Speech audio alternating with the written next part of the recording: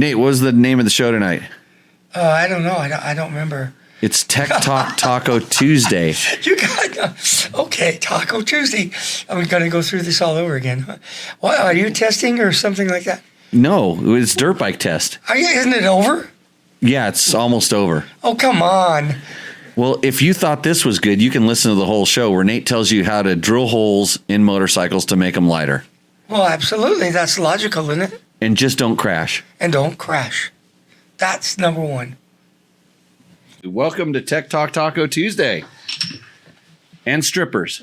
And strippers. That's how we get the YouTube numbers up. Yeah, Tech Talk Taco Tuesday. This is the show where we talk about motorcycle and motorcycle-related products. Tonight, we are blessed to have a super special guest. I consider this guy a friend, an awesome motorcycle rider, taught me a lot about life. It's none other than Crazy Nate Sciacqua. Are you laughing at your introduction? Yeah. You understand? Because I'm crazy. You understand? Hold on a second. I wanted to do something that I wanted to do right here because this is a professional show and we usually do stuff. And for some reason, I lost. Oh, here it is. Everybody was supposed to clap. So fully professional. Nate Sciacqua is here at Tech Talk Taco Tuesday. Say hi to everybody on the Instagrams. Hi, everybody. On Instagram. Your Instagram account? What is the Instagram? It's don't worry, all the kids are doing it. I'm only kidding. Oh, you have an Instagram account? Of course. Okay. What is it? Doesn't everybody? I don't know. No. No, of course I don't. Of course I don't. Not everybody has an Instagram account. No, so I'm one of those. Yeah. So Nate's joining us. Nate, actually, I really been waiting a long time to get Nate on the show because he came and did our Better Rider podcast. And so you're considered what we call you're kind of a guest, but sort of co-host. Yeah. Okay. Yeah. So in the Better Rider podcast, do I get paid more for that? Yes, okay. Double. Good. Double. Okay. Yeah, double. When I guest is just you kind of come in because you got something to pimp, and then co-host you actually are expected to do some work. So I'm going to explain to you what a co-host has to do because I've had like 13-year-old kids successfully co-host this show, so it can't be that difficult, right? No, I don't know. You don't know? Well, back to the Better Rider podcast. Nate had you like to take the microphone and just push it away from yourself because you didn't want it in front of you. It's like this little guy. He makes me nervous. Okay, we'll just take care of him too. No, I'm only kidding. Okay, it's not. Don't be nervous. Don't be nervous. Okay. So we put him on we strapped him into the headphones and put the microphone. Just said, don't touch it. Okay. So the job of the co-host in this show is sometimes you get to read some questions and things like that. But basically, when I look like I'm thirsty, you get the tequila, don't you?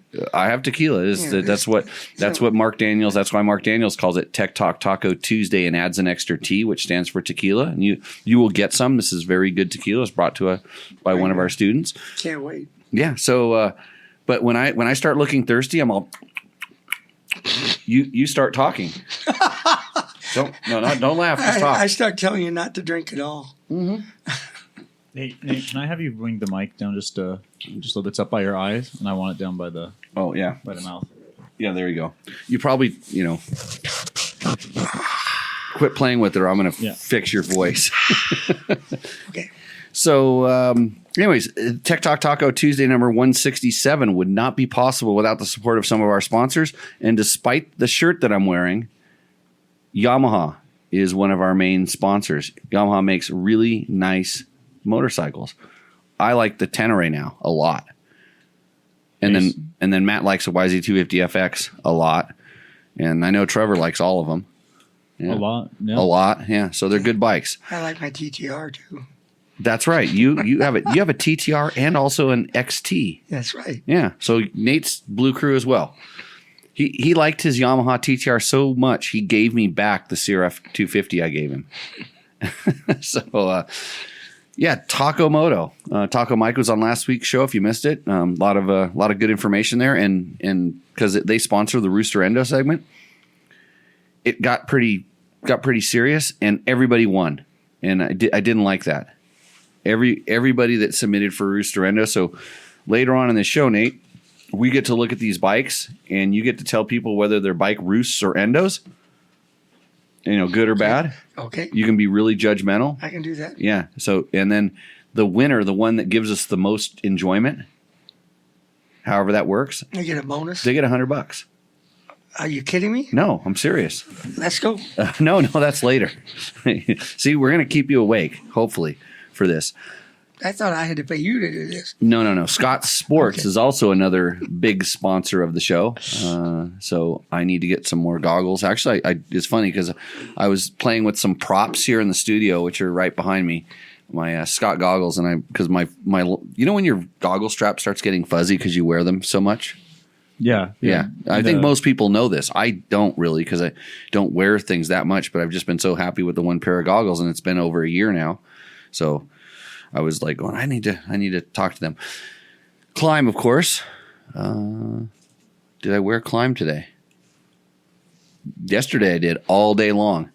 I found out yesterday, speaking of Trail Tech, another one of our great sponsors, we were running Voyager Pros. I was riding with my buddy, Andrew Short. And I can call him my buddy because on the Voyager Pro, there's something called buddy tracking. And so he let me join in his buddy league. So we're buddies for sure. It's proven.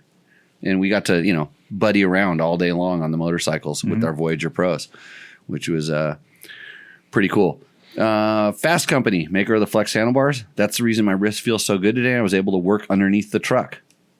Yeah, had I rode with not flex handlebars yesterday, I'd probably be complaining about my wrists. Make sense? No, I agree. They really work. Nate was handing me tools while I was underneath the trucks.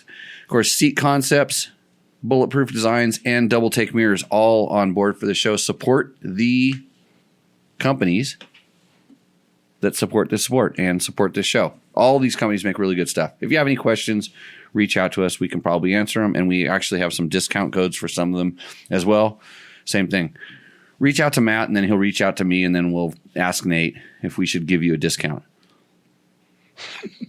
Is that okay? Okay, I can do that. That's the way it works. We also have Amazon and Rocky Mountain links. You guys have been slacking lately. I know George spent a lot of money on Rocky Mountain the other day. Probably didn't go click through our button. He probably had another friend that was more poor than us that he, gave it to. Same with Amazon when you're buying television sets and all the holiday shopping. Try to click through our little link. It does make a difference.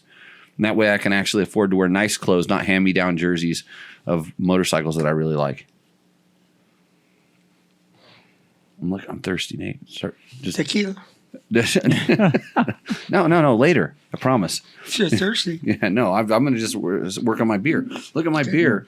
It's a Shiner holiday beer. Fantastic. Does it have alcohol in it? Probably. Maybe a little bit. That was actually pretty good beer. Yeah. So, okay. We're going to get right into the, somebody says, I need a Husaberg flag. Do you know how much I like Husabergs, Nate? Not really. No? What I was thought you didn't. You thought I didn't like my Husaberg? Oh, you've been around me when I've been working on them, when I start cussing and stuff? Right. Okay. Yeah. So the reason we had Nate on the show, besides he liked to just push his microphone away from his face, he was absolutely hilarious on our show called Better Rider, which is our riding school show. Yep. And he's part of the family there. He's been driving our chase truck for how long? Oh, I know. Geez. Since a few years after I was born. Yeah. A long time ago. Yeah, a long time ago. And somebody, actually Andrew asked me, and he goes, How do you know Nate? Where'd you meet Nate? Do you remember where we met? Yeah. You're not allowed to say the name of the mountains. Why not? It's super top secret. Is it really? Oh yeah. No, we don't talk about locations here. But so we were up in a mountain someplace. You were riding one of the outlaw trails in those mountains. Back then there was no such thing as an outlaw trail because it was an open area. Oh yeah, you could make that argument. It was. I remember when they made us document all the trails.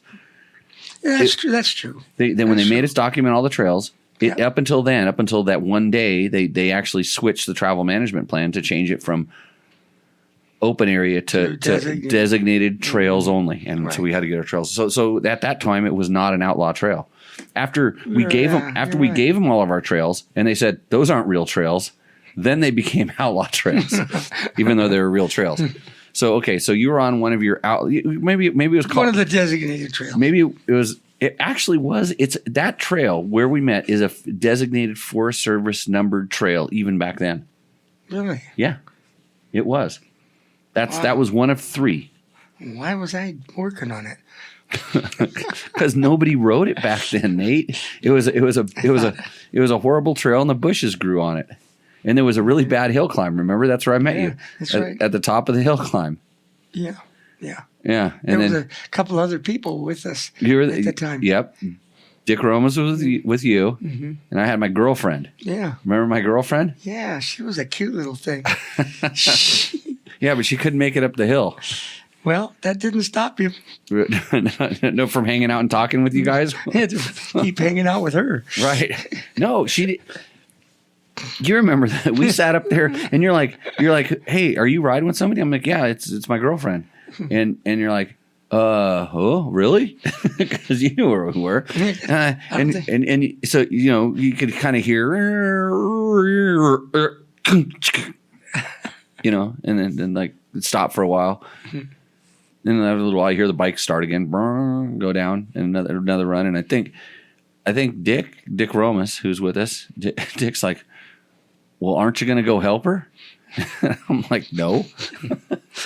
She's fine. She'll ride right up here. She'll get up here eventually. So now she's my wife. Yeah, amazing how that worked. She rides pretty damn good, too. Did you notice how I got in trouble this weekend for cutting her off, like interrupting her? Yeah. Did you notice that? I did notice that. Yeah. It's okay. At least you didn't forget at least your brain didn't shut down halfway through an explanation. Right. So I was. Did you? Yeah. Go ahead. I'm getting really thirsty. Go ahead. That's a common occurrence among married couples who ride. Okay. I think just in general. In general. But I started to feel bad. I started to feel bad that she felt that way, but that didn't stop me from continuing to do it the second day. So, you know how that works, Nate? Yeah, I do. Yeah. So Nate has some amazing stories that we're going to try to peel out of him. You may know Nate. If you don't know Nate, Nate's like legend. You've had some pretty good racing success. There's this book. You play a starring role in this. Yeah, I do. In Monkey Butt. This is Rick Simon, Super Hunky's book. Yeah. And I kid you not, you are in one of my most favorite stories in this. Oh yeah. Guess which one? Was it one of the true ones or one of the makeups? I'm only kidding. They're all true. Every single one of those stories I know is true because I know Rick and I know you. And he kind of embellishes them some places, but they're really true. Right, but that's what makes a good story. Yeah. And the longer you wait to tell it, but he wrote it down, so now it's like written in stone, and it's true. The driving out to Baymare in the trailer that outweighed the car with that's true with chains as tie downs, right? Because you're known to be a big spender. You buy the latest, greatest, best stuff. As a teacher, I didn't. Street sweepers made more money than I was making. Yeah, I had to be frugal. Okay. And so you welded this trailer together yourself? Oh, heck yeah. With all the parts I got from the mountains that I used to ride my dirt bike through the oil fields in La Cienega. Okay. Yeah. And it weighed a ton. A lot. Yeah. Right. And then this is during the gas crunch. And so since you didn't want to spend any money on gas either, you used to what did you call it when you would not slow down for the turns or Oh my goodness. I do that all the time now. Oh, it hasn't changed. It hasn't changed. Even though gas you put it in neutral and coast. Okay. So it's a free ride. So there are these 90-degree 15-mile-an-hour turns on the way out to Baymare. If you know, that's just the way it is. There was 4 of them the way you guys would come. Right. And there was there's only one way in and out to Baymare. Right, but you'd go up. You had to go through orchards what's his name? Stuff like that. Yeah, you're zigzagging through the orchards, and I'm thinking it's not Balcom Canyon, but there's a couple. canyon the roads, but they're just a 90-degree turn, no stop sign, no nothing. So Well, it wasn't exactly 90, but it was one of those really sharp turns. Oh no, they were full on 90s. Oh, well, okay. There were no crosswalks or anything. Right, there was nothing else there. So you'd hypermile it, is what the kids call it these days. There you go. There you go. Yeah. Put it in neutral, coast. And then what happened? We kind of lost a couple of bikes. That's a long story, but you got to tell it. No, I don't want to tell it. People should read Rick's book. Actually, you should go if you haven't read Rick's book, because I'm going to write Monkey Butt 2 eventually. I keep saying I'm going to do this. I just need to get my ass around to doing it. It's one of my projects. I only have like 3 projects on the burner right now, so it might come up pretty soon. So Rick kind of tells the birth of motorcycle journalism, dirt bike journalism specifically. And actually, really, he was one of the first people to ever, kind of tell it like it was. He created the first magazine. Right, first dirt bike magazine. That's correct. And I don't know if it was the first. He just took it over. Because it was Modern Cycle, and it's all in the book. The full dirt bike. Right. The others were quasi. Uh-huh. Yeah. So anyhow, there's some good stories about that at those times. And it's what? It's available on Amazon. On Amazon, yeah. Then really? Did you toss that link up in the chat there, George? Try and do work there. Is the monkey gallery, the peanut gallery microphone on? Does George come in? Bob, usually we have to tell you to quiet down, pipe down. How you doing today? He shrugged. Quiet. So I'm literally trying to do a mic check here live on the show, and you just shunned me. I can have you excommunicated. I think that's the word we use around here, right? Sure. Excommunicated. This is good. Tell them to talk and they shut up. Yeah. We'll see how this goes. I don't have any questions on the YouTubes, the Instagrams or whatever this one is. I think. Wait. Headed to the tubes. Oh, so some people are moving over. Favorite trail beer? I don't drink beer on the trail, but if I would, it would probably be. Okay, I had one on the trail. I was just going to say, wait a minute. This one time? Yeah, sometimes we used. Well, it was only for lunch. Yeah. Okay. It depends on the day. Yeah, it depends on the day. So, let's see. Those are the kind of questions that we can answer here. We can answer 9 out of 10 questions without referring to a reference manual. Okay. Nate, what was the biggest race you ever won? Oh, the Greenhorn. Greenhorn Enduro. That's right. And you 500 miles. All right, and you won that on a. Now I'm digging into the Yamaha. It wasn't a magazine bike; it was mine. Oh, it was your bike? Yeah, it was mine, but it was with the magazine. Yeah, you were riding with dirt bike at the time. It was for the magazine, but I wanted mine, and it broke, and I still won the race. Well, yeah, you didn't want to go ride the second day. I really didn't win that race. The Dirt Diggers won that race. Right. Because I wouldn't have finished in any way if it weren't for them. Well, you wouldn't have started the second day. That's correct. Yeah, even though I slept through it. Even though you were winning. Should I tell you the whole story? Yeah. Okay. The bike was... The engine was falling out of the bike when I got to the halfway point, which was at Charlie's Wagon Wheel, I think. Yeah, Wagon Wheel. Yeah. Above Ridgecrest. Above Ridgecrest. The front of the frame had broken, and the engine was hanging, right? And the pipe was coming apart, and I pulled into the pits, and they're patting me, Nate, you're winning it. You're winning this race. And I'm exhausted. And I looked down at the bike, and they said, "Oh God, you got to get this fixed right away. You got to start tomorrow." And I said, "No, I don't." And they said, "Yeah, you got to go." I said, "Yeah, I don't think I'm going to make it." I laid down in the back of one of the guys' pickup trucks, with all my clothes on, and fell asleep. Woke up the next morning with somebody waking me up. "Come on, Nate, you got to go. You got to go." I said, "No, the bike's broke." No, it ain't. I look up, they got the bike completely prepped, had taken it to Ridgecrest, had it put back together and welded it and stuck me on the bike and said, go for the second day. I just went, I don't want to do this. They said, you got to go. You got to go. You're winning. Well, I jumped on the bike and won. This wasn't your specialty, these timekeeping enduros, right? No, Because you were a motocrosser. I was a motocrosser. And a little bit of desert racing. Yes, that's right. I rode really fast, and I was very skillful in the really bad shit, right? But I didn't really have to keep time. The Greener Enduro was like an ISDT qualifier, right? Okay. Just go as fast as you can to the next checkpoint, and maybe you'll be a couple minutes late, right? So you'll win. Oh, so the speed averages were unattainable. Many of them, not all of them, but many of them. Did you? The ones that were, I made. So that's what happened. I mean, they put my bike together so I could do it the next day. I wouldn't have done it. I mean, there was no way. And then you kept going. I kept going. Yeah. And I loved it. Yeah. And I didn't really know about that second half, that I was continue. I was making it. I was zeroing track checks and stuff. And I was thinking, wow, this is really cool. Yeah. 250 miles.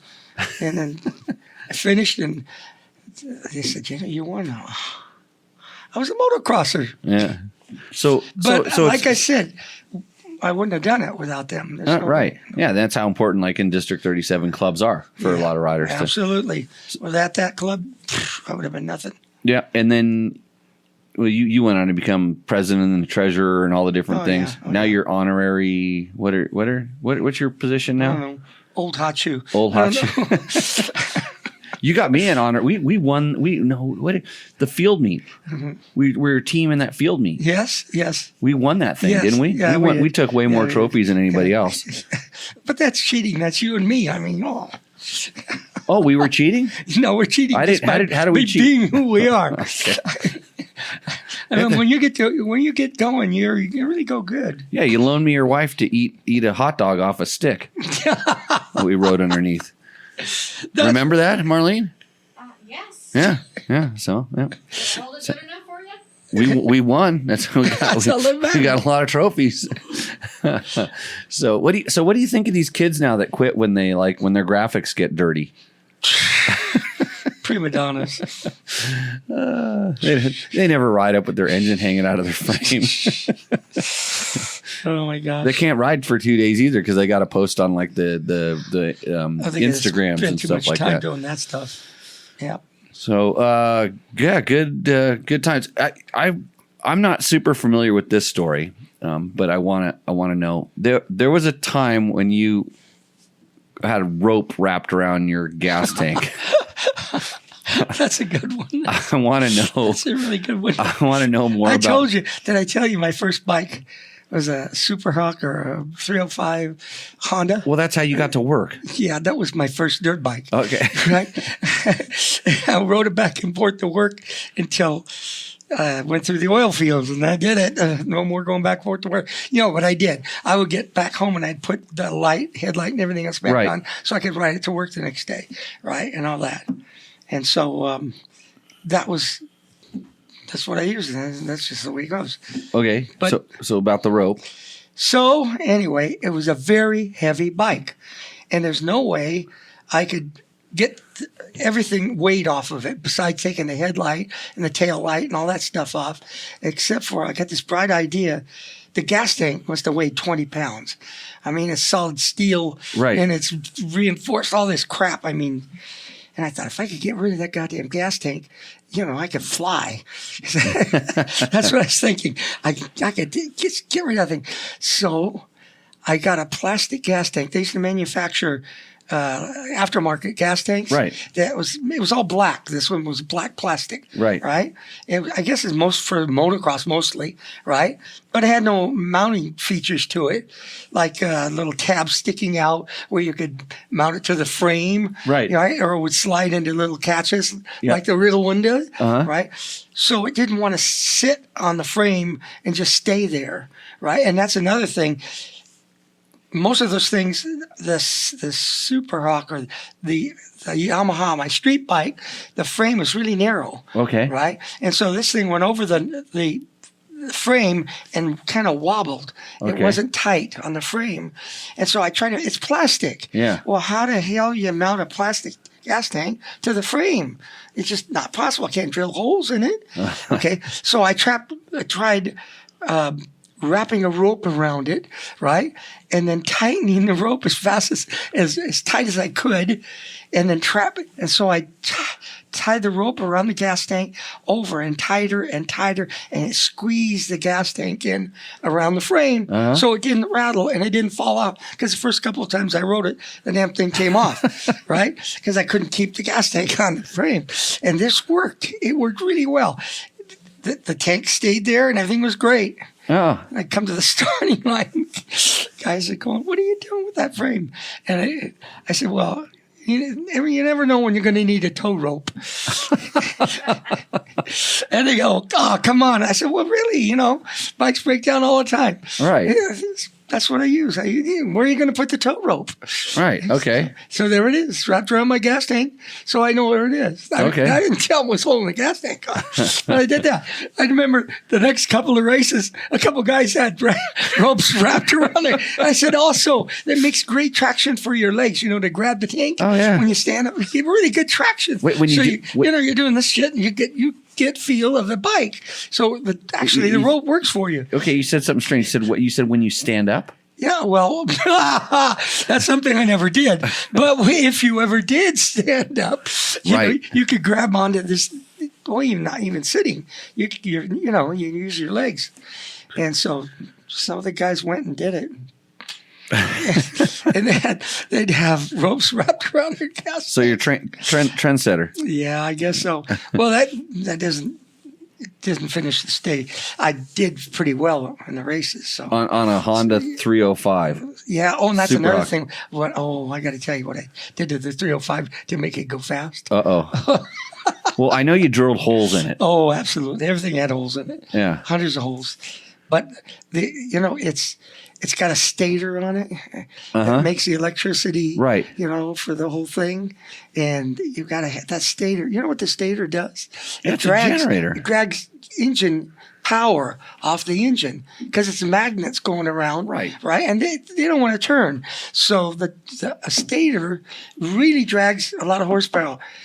The bike, it goes, you take that stator off, and it's boom, boom, like a two-stroke. Yeah, so you went total loss. Absolutely. I know this. Cut the crank off. The weight on the end of it, the weights for flywheel? The flywheel was huge. Yeah. Right? Without that, the engine, it was like a race bike. Yeah. It really cool. I mean, it wrapped really cool. So, I cut it off. Yeah. At this point, I have a battery that goes under the seat, very small battery, just enough to make about 2 hours worth of electricity. Right. Right. And a little switch up on the crown, so I could turn it off immediately when I came to a stop. Oh, because if the points were shut, the battery. Yeah, drain the battery right out. Right. I know this. So I had click, click, click, click all the time. We did this on our XR75s back in the day. Did you really? Yeah. I know total You loss. might have learned it from me. I didn't like it though. It made them rev too quick. They made it too snappy. That's right, it revved. But those bikes, if you didn't do that, the rev is a blah, blah. This is boom, boom, boom without the stator. So you didn't realize this, but by doing that, with this limited battery power, it's just like electric bikes for you. Exactly. Yeah, you were early electric bike pioneer. I never thought about it that way. Yeah, where are you going to get electricity out in the desert to make your bike spark? You don't. You come to a stop. So it's only made to go a couple hours, which is the time of a race, a desert race. Right. Other than that, it would never work. No. Yeah. No. So good. Yeah, good on you. And so about this drilling holes, I know a lot of old dudes, Drill holes in everything. You drill holes in everything. Mm-hmm. Yeah. I do. Still now. Did you look at the bike that I gave you? Yeah, it has a lot. You drilled holes. It looks like Swiss cheese. You drilled holes in the steel sprocket. You probably could have just talked to me. We could have got you aluminum one. Did you look at the foot pegs? the foot pegs, the brake pedal. The brake pedal. I'm lucky you didn't drill holes in the frame that I know did. of. You didn't look at the frame, did you? Well, and that little V and that little triangle. Yeah, I saw those.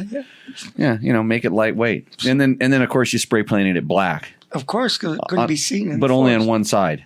Yes. You want to tell everybody why that bike was spray painted only on one side? Because I often had to ride it from my house to the mountains where I was going to work on trails. Right. Right? Well, I'm working on trails that were like quasi-street legal or quasi-legal. Right. Right? Whether it's legal there to work on the trail or not. Yeah, you're supposed to have a license plate to be on that road. And this stuff. Yeah, I know. But I left the license plate on the bike. I kind of had to go down the highway to get to the trails, to the trailhead. So I would spray the entire bike on one side, all flat black. Right? On one side of the bike. Right. Now you're going, what is it crazy? No, listen, it works. On one side of the bike, the side toward the curb. Right. The side toward the curb is sprayed flat black, everything. Okay. Right. So if you're standing on the curb looking at this thing, you're going to see a flat blur go. Black bike, yeah. Right, no shininess. Handlebars, everything, you name it, right? The other side, I leave. It looks normal. Just pristine, right? Pristine. Why?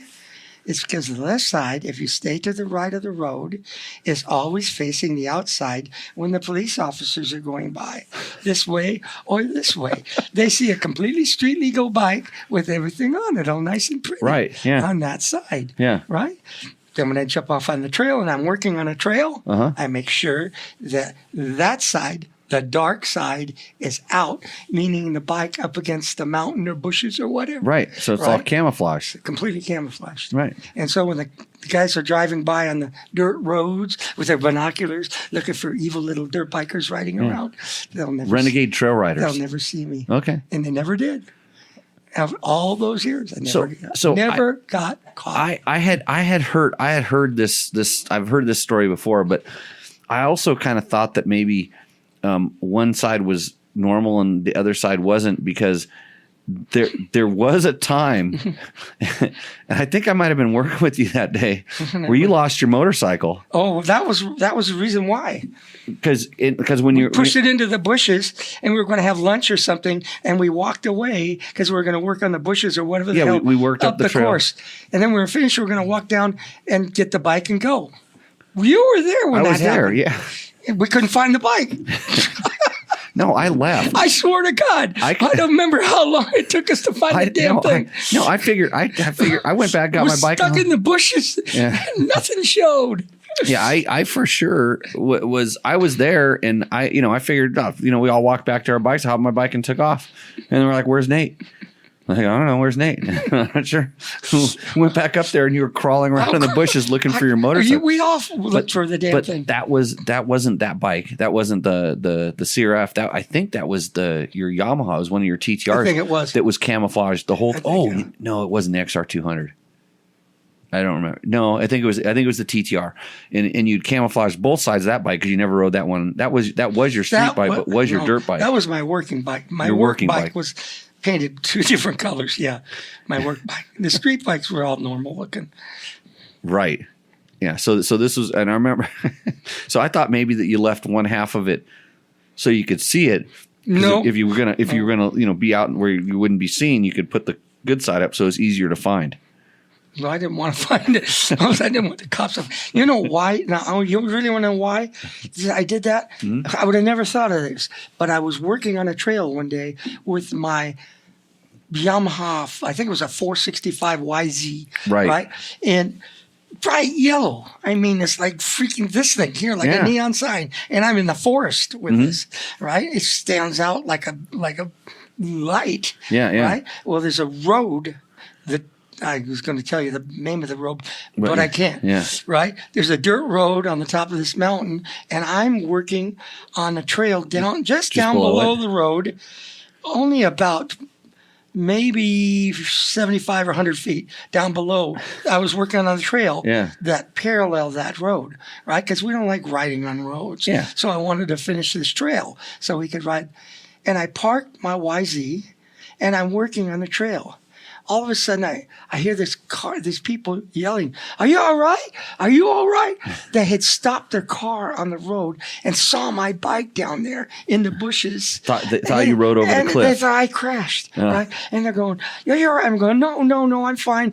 I got this to work to do. I'll be fine. Go ahead.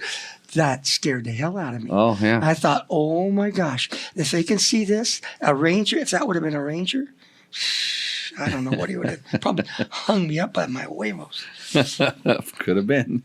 So anyway, that was it. Took the bike home and spray canned it. Right. A YZ 465. Just on one side. Oh.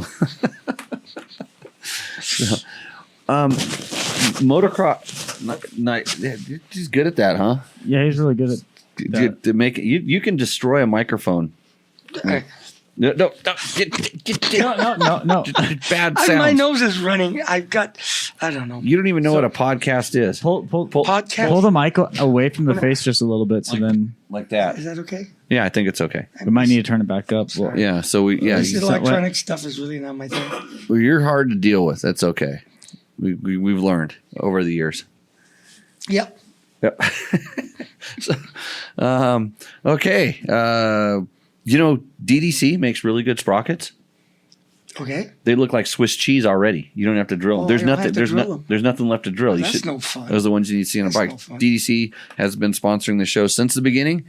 Go to ddcracing.net. They're making lightweight sprockets. Lightweight stainless steel sprockets. So not Excellent. only they not weigh anything, they never wear out. No, if it's stainless steel, that's right. Instead of aluminum. Yeah. God, they wear out so fast. Right. That's why you want some DDC sprockets for your dirt bike. They make them for all the late model stuff. And I have them on my KTM adventure bikes. I need to get them making ones for Yamaha Tenerays. NYZ 250 FXs. They make Yamaha, though. They make those. For sure. Nice. Yeah.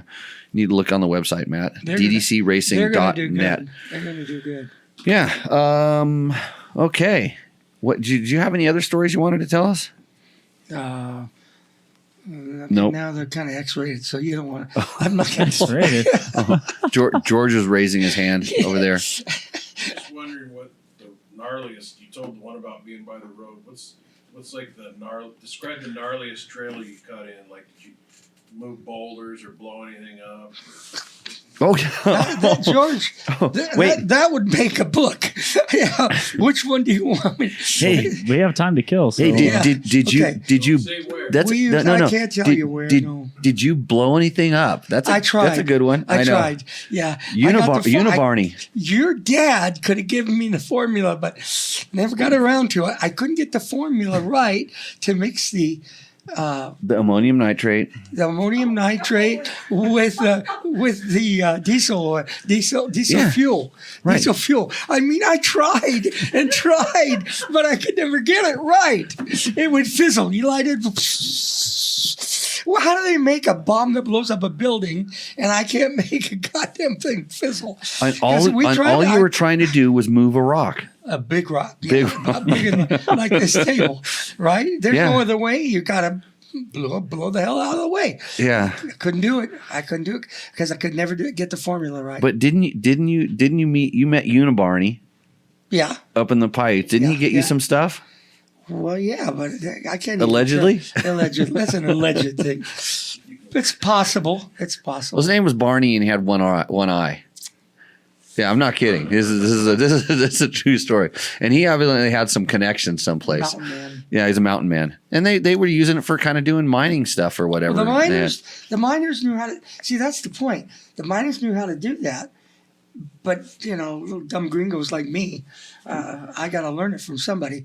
And they said, just mix this part to that part. And I did it and made too much of this. It'd go pop, or it wouldn't do anything. The oil would light up and burn and nothing happens. It just sits there and burns. Come on, blow up. Nothing. We were good with rock bars, though. Oh, that's it. We moved. I have a from the tanks from the Military. One of my tanks. Yeah, it's 6 feet. It's solid steel. We call it a tank bar. I don't know what you'd call it now. A rock bar. That's what we call them, rock bars. And we use them. You can like Hercules. You could move a mountain if you have enough men. And That's what I was saying. You pissed off all your friends because you tried to kill them making trails. Yes. And then they wouldn't go make trails with you anymore, so you had to resort to alternative methods. I used. Yeah. I got my best friends to help me do that stuff. Don't touch. Excuse me. Anyway, because the bike, the bar weighs like 40 pounds. Okay, hey, we're gonna can all the people on the Instagrams. There's a lot of people watching you, Nate. Look at that's what the kids do. Okay. So we're gonna send them to bed, or you can switch over to our Facebook or our YouTube channel live right now, or you can listen to this on any of the podcasting platforms, or it gets reposted. From now on, I'm gonna have to wear a mask. Good. You mean a different mask? You want to wear a mask now? Yeah, so that they won't bug me. Okay. Yeah, you're gonna be famous. I'll let when you let me know what your Instagram account is. I'll let you. Good luck. Yeah. Good luck. It's all the kids do it. You should do it. Okay. See you guys later. Bye. So we got rid of them. Now you start saying bad things about the Instagrammers? No. If you want, but No, don't? Okay. it's your show. You can do whatever you want. Don't they pay your bills? Oh yeah, they pay. No, not on this platform. It doesn't work. It's the Grinder one. That's you. Are you on Grinder, Nate? Oh hell yeah! I grind my meat all the time. There's another one called OnlyFans. I'm going to be the motorcycle guy on OnlyFans. I'm going to give motorcycle advice, and then people are going to pay me. That sounds great. Actually, remember how sounds great. we were talking? We're going to get back to the rock bar. Remember we were talking about this show, and you wanted to know how much you were going to get paid, and I said, oh, people can pay us. They can go to the front of the line by doing what's it called? Super chat on YouTube. Super chat on YouTube, and whatever super chat comes in tonight is going directly into Nate's gas tank on his car. Really? Yeah. Yeah, so you can super chat Nate all the way back to wherever he's driving to, because the wind isn't going to blow him home. Okay. Yeah, you don't have to go home, sail your car home. You can use some gas and step on it a little bit. Okay. Okay, so back to the rock bar. Tell everybody how it's rock bar is just all about leverage. It's super. It's that big around and goes down to a chisel point on one end, right? A chisel point that is like, I don't know what it's made out of, but it doesn't. You can't even mark it. Oh yeah. And then the other end of it is round, it's just a round bar, right? So you can really grab onto it, and it weighs a lot. I don't know exactly. I would guess 40 maybe 45 pounds. I was going to guess maybe 30 like the one that you used to clamp onto your frame. That's it. Yeah. So what would you guess? 30. Okay, it weighs 30. Let's make it 35. That's what it feels like when you're toting it. What do you write? When you're using it. You writing monkey butt now? Yeah. Okay, good. 35. It is. Okay. Now, what you do is you got to strap it to the bike. I use hose clamps to the frame, but you can't let it sit on the engine.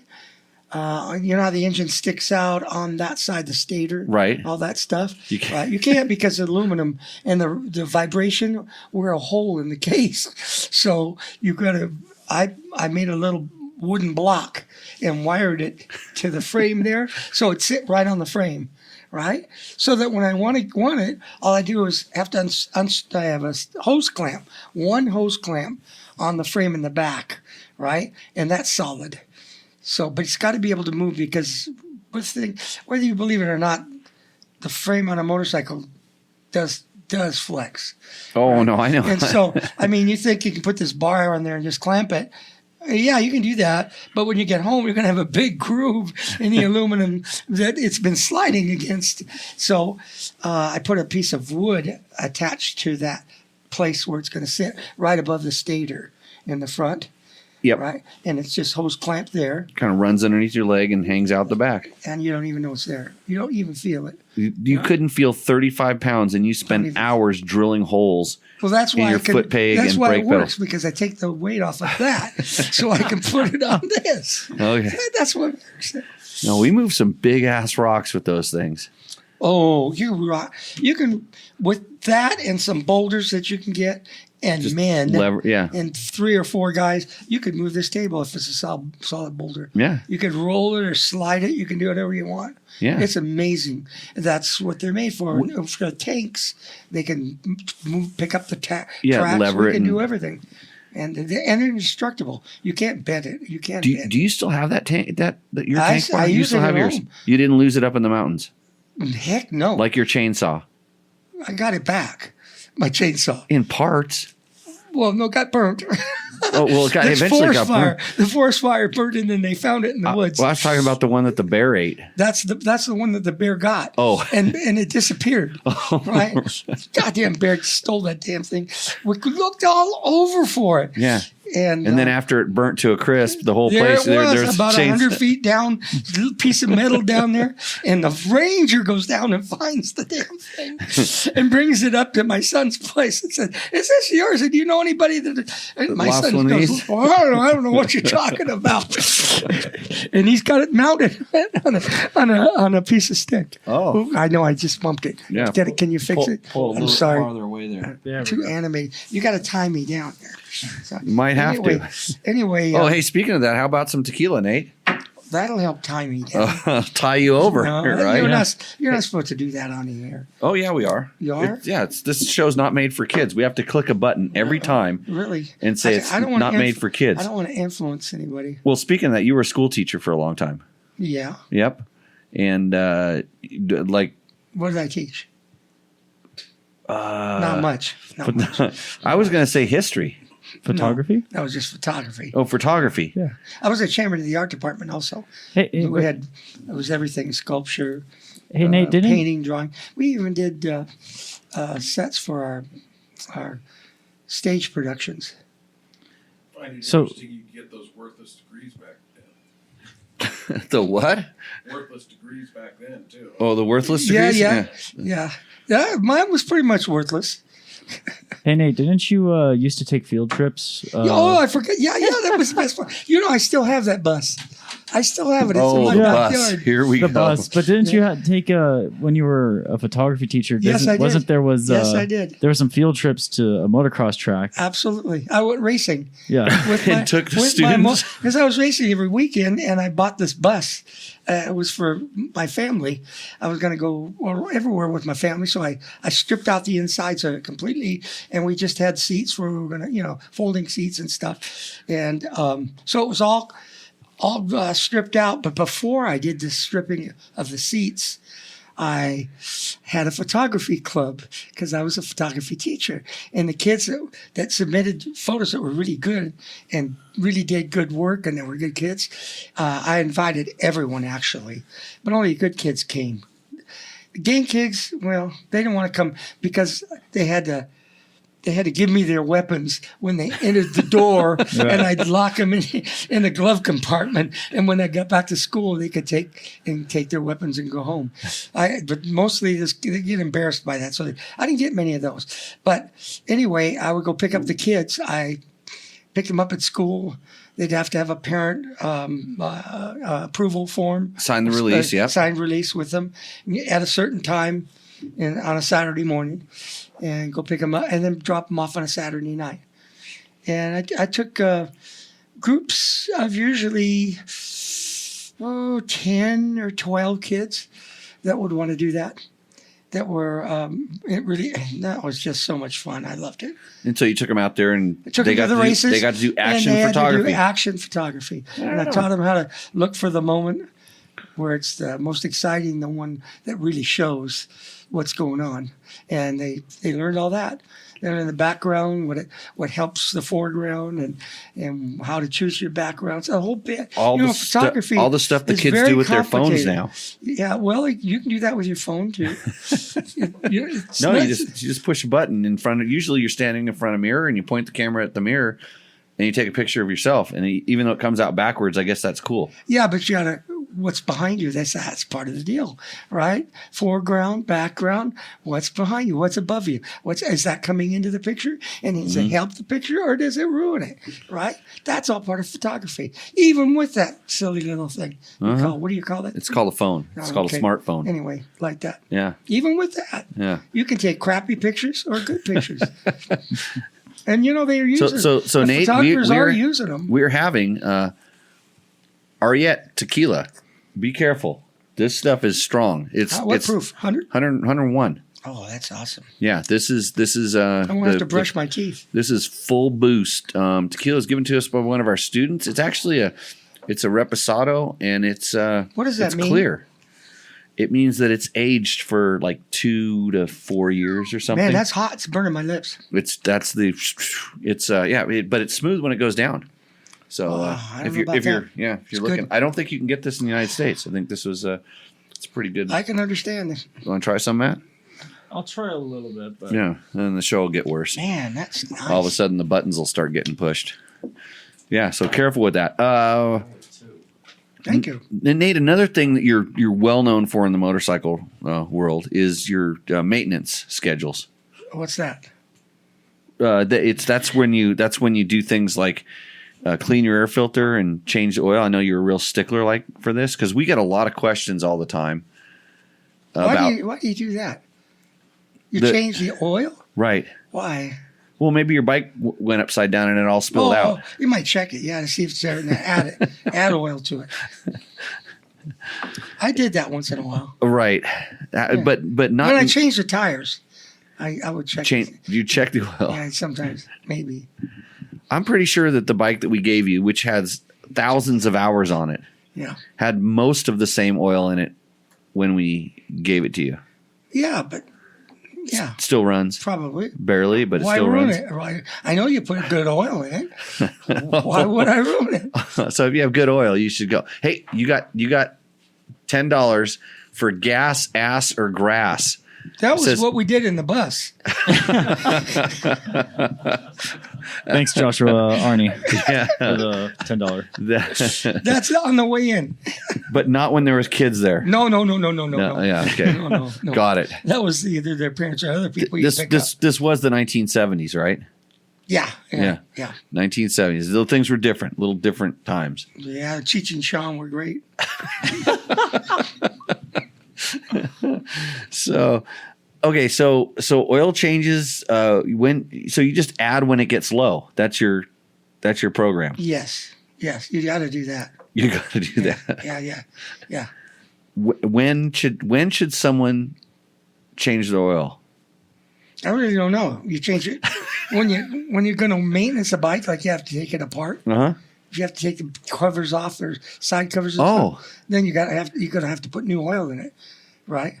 So you just let that dribble out, and you put it back together. You put new oil in it. New oil. Then you put new oil in. Of course. Okay. That happens a couple of times every year. Like new oil from out of a bottle that you bought at a store? No, mostly I got a lot of it from you. I know. I'd give you. Because you've changed oil all the time. I don't know what the heck's the matter with you.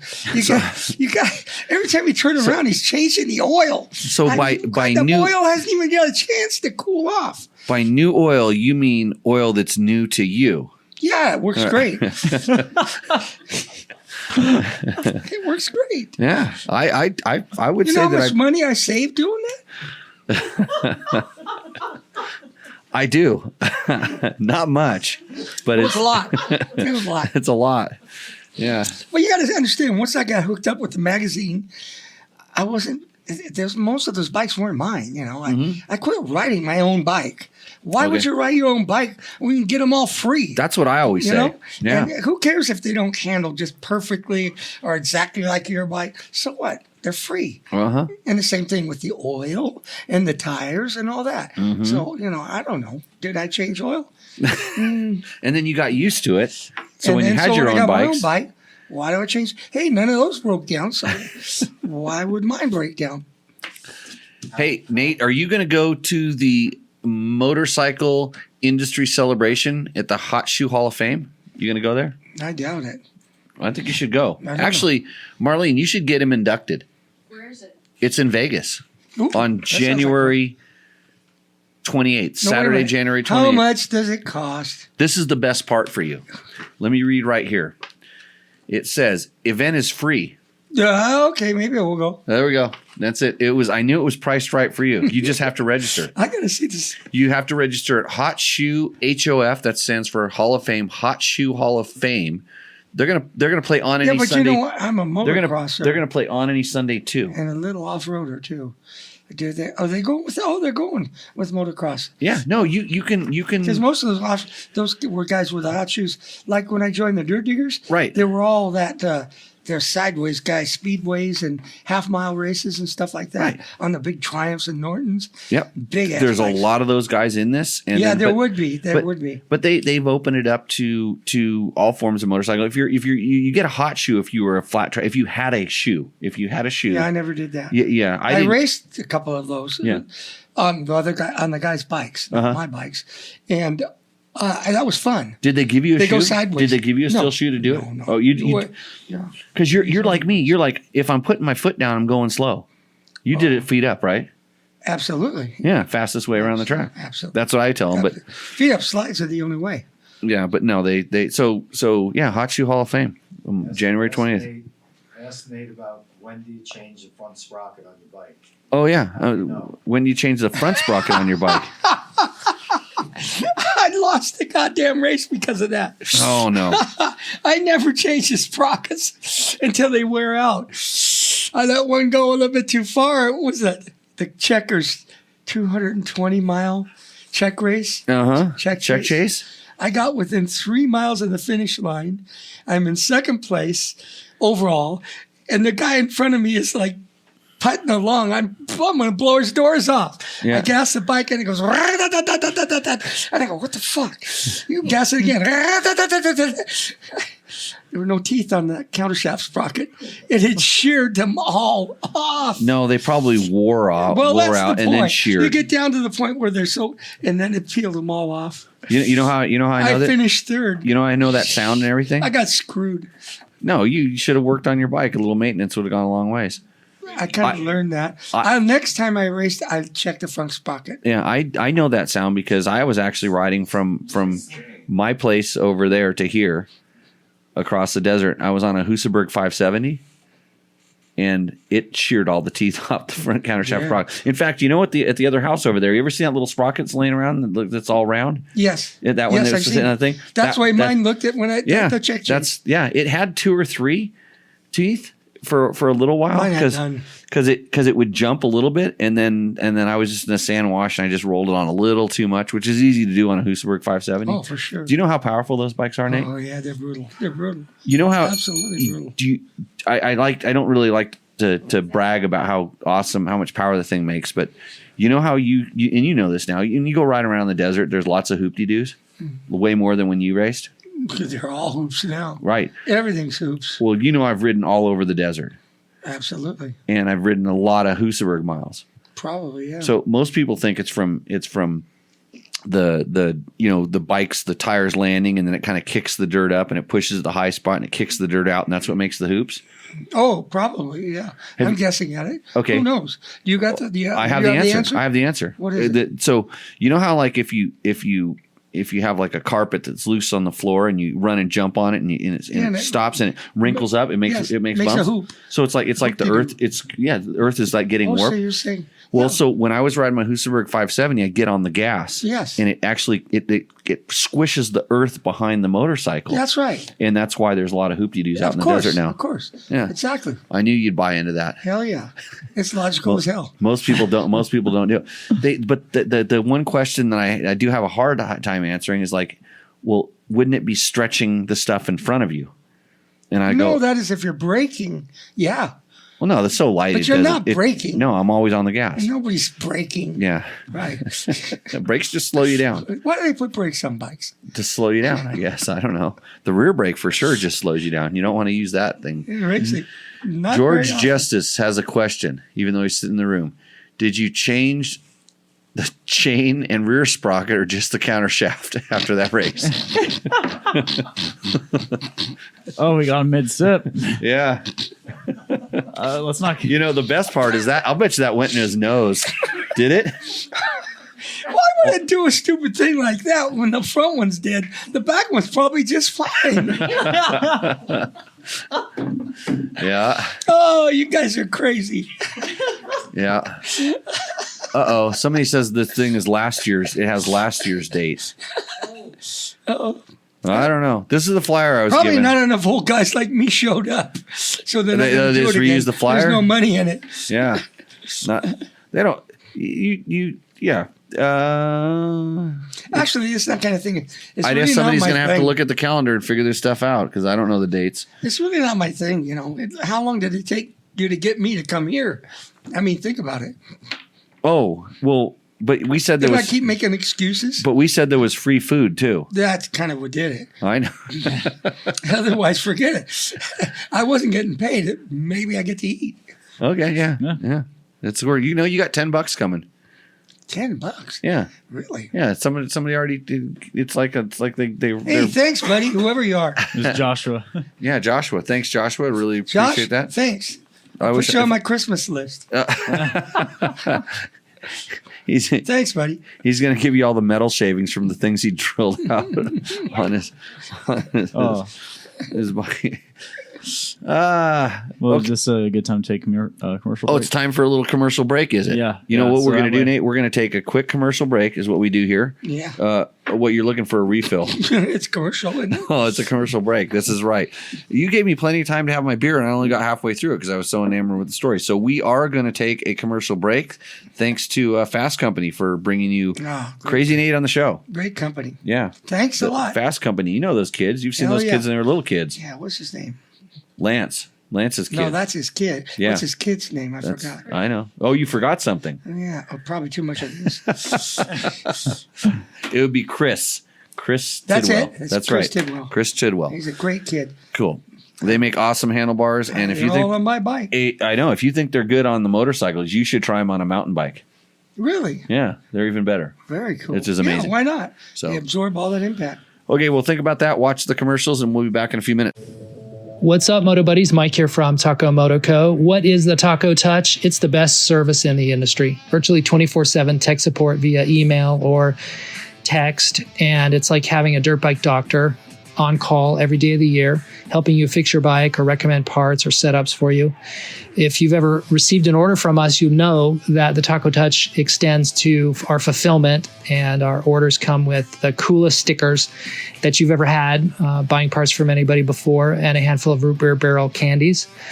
All of our Taco Moto Co. branded components come with a no questions asked lifetime warranty, and we'll even extend out the warranty of other manufacturers, OEM, and aftermarket parts where we can, sometimes for life. We test and tune endlessly and exhaustively and obsessively. We're trying to destroy everything that we can before you get your hands on it to look for weaknesses and to improve it, or to make recommendations to the manufacturer.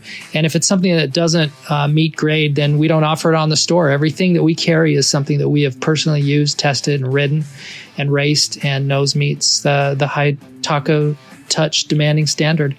Go out and get some adventure. We're back, Nate. Hey, hi. Hi, this is Tech Talk Taco Tuesday. We're here live on a Tuesday night. We're not eating tacos. No. I had a burrito.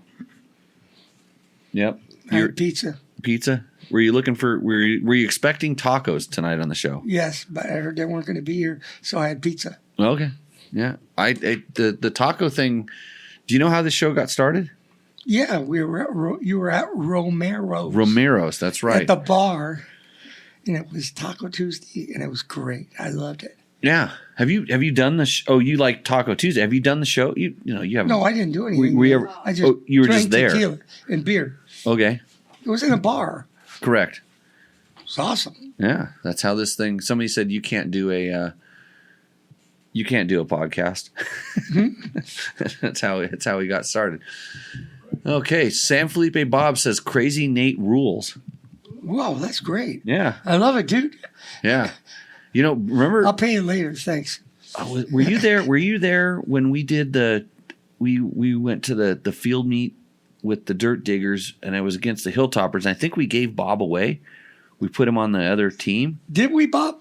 I think he thought, but did they beat us? I don't remember. It could be. We were all drunk. It could have been us easy. I wasn't. I was an upstanding citizen of the performing incredible motorcycle feats of challenge. Probably not drinking.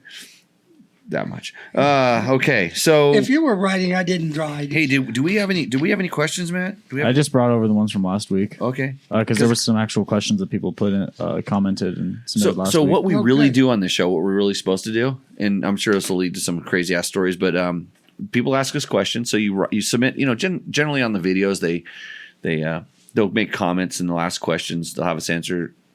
So we do it on the show instead of replying to every question individually. We just kind of collect them all and do it on the show. So this is the way this works. I'm going to ask the question, and you're going to do your best to answer it because you are a motorcycle legend.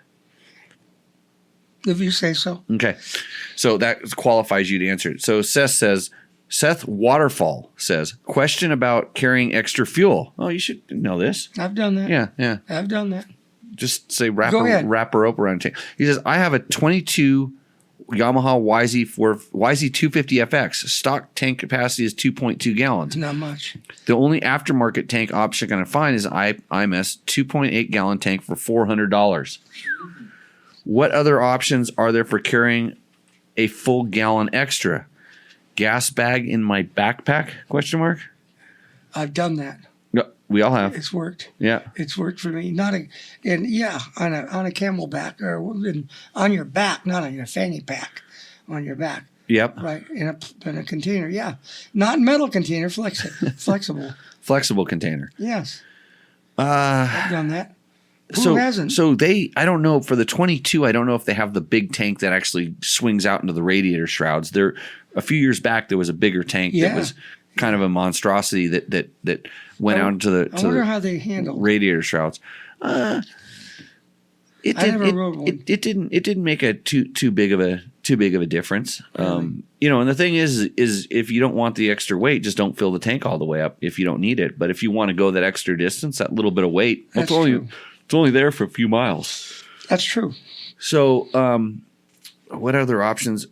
There are people that make actually a fuel safe gas bags, and they're not cheap. They're expensive. That's one thing you can do, and What are they to carry on your backpack or something? or you could get that 2.8 gallon tank, and then just carry like a Gatorade bottle, Yes. and yes. then you have your quote gallon might work, but. Yeah. That is one thing that's tough with the newer Yamahas is just based on the way that they're putting the gas tank under the seat. It is a little bit of an issue. Yeah, that is an issue.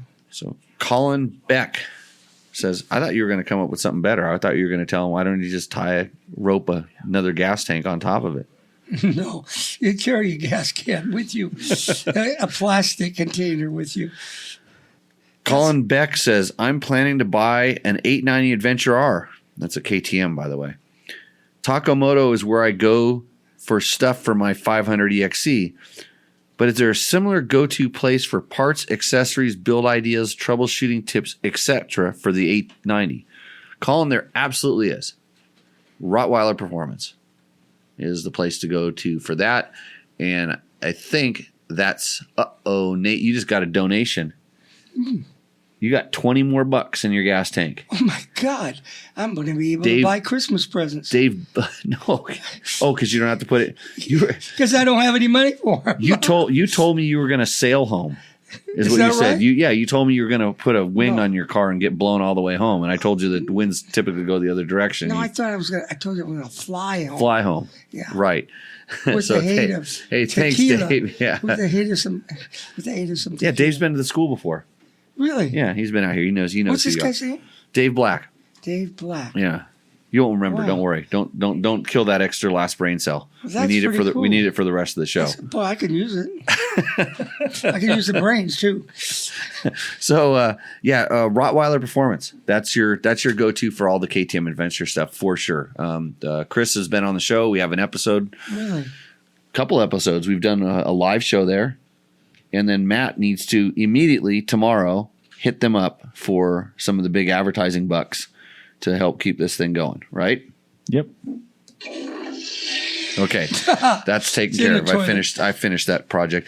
Okay, Will Ryan wants to know benefits and cons of air shocks versus traditional forks and rear bladder. Huh? What?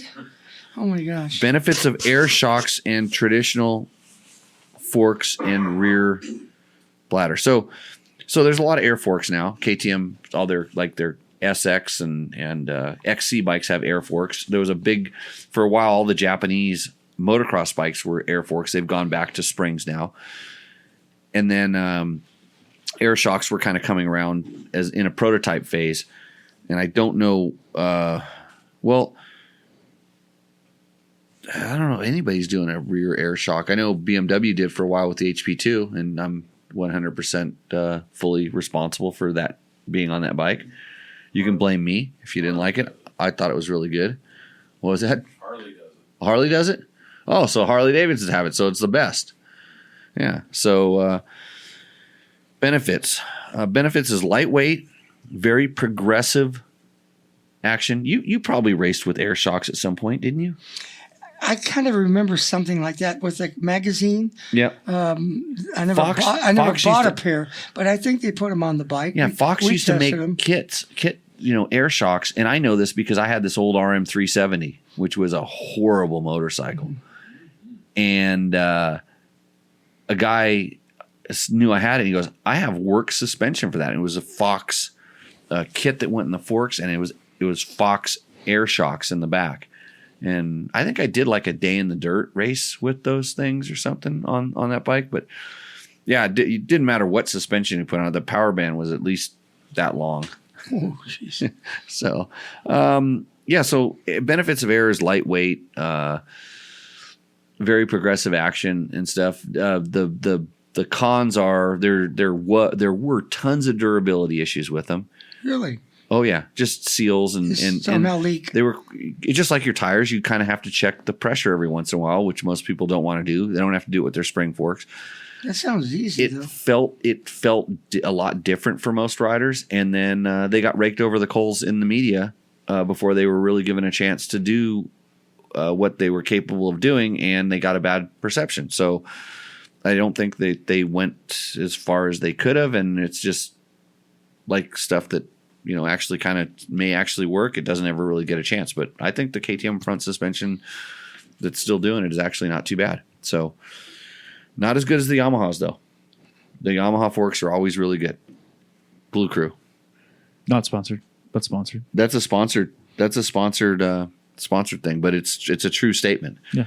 That everybody was always shooting for the Yamaha forks, and they were spring forks. And when everybody went to air, the Yamaha forks were they went from being really good to the best just because they were spring forks, but they were also really good. Mm-hmm. And so now what they're trying to do is they're trying to make spring forks or air forks work like those spring forks, and it's difficult.